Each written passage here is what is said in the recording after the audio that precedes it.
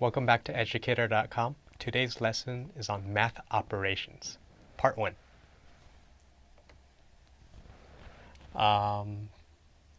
First, let's go over a review of some of the math objects. First, the numeric class and some of the math modules we'll be reviewing.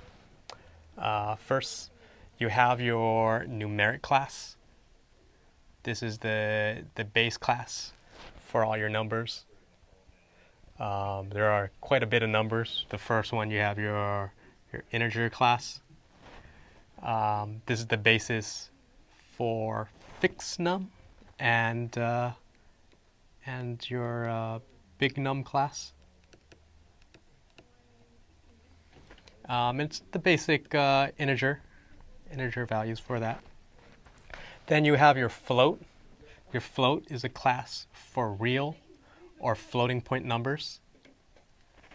You have your fixed num, which is the most common one, which is your integers. There is a max bound it holds.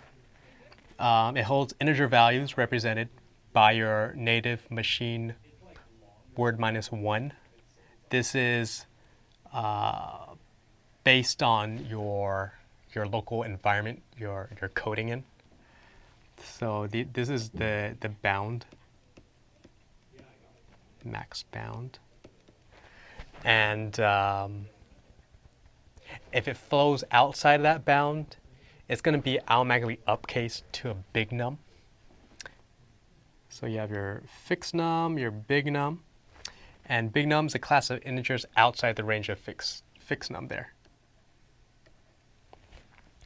And then we have our class called rational, which is a paired integer number. And the last thing we want to do is we have this math module. The math module holds math-related functions.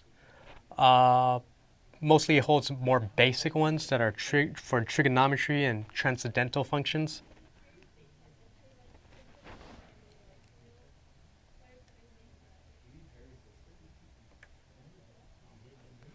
So first, let's go over some of just the basic operations. You have your normal add, subtract, multiply, divide. You have the modulo, gets the remainder of the division. And with that's with your percentage. Your star gets you the exponent.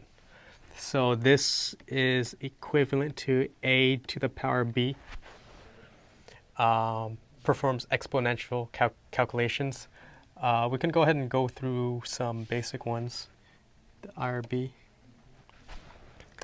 So I can show you the addition. 10 plus 2 is 12. 2 plus 10, we got 12, 2.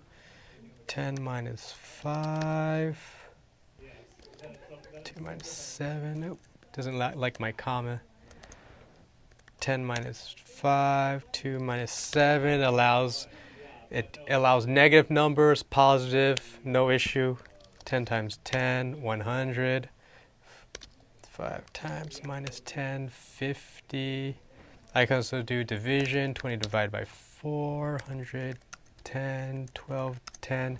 Notice for 12 divided by 10, it is not a floating number. It's just a 1.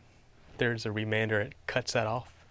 So, and then let's go ahead and look at the modulo. So I can do 12 modulo 10. And then you see there I get my remainder 2. And if I do 15 modulo 5, since there's nothing, it's going to return 0.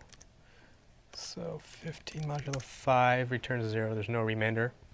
And then if I want to do 2 to the power 3, just do 2 star 3. And the value is 8. And I can do 3 star 3. And output is 27.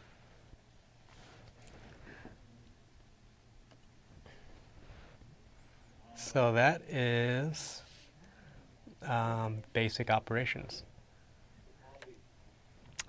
Next, not only do you have these operators you can use,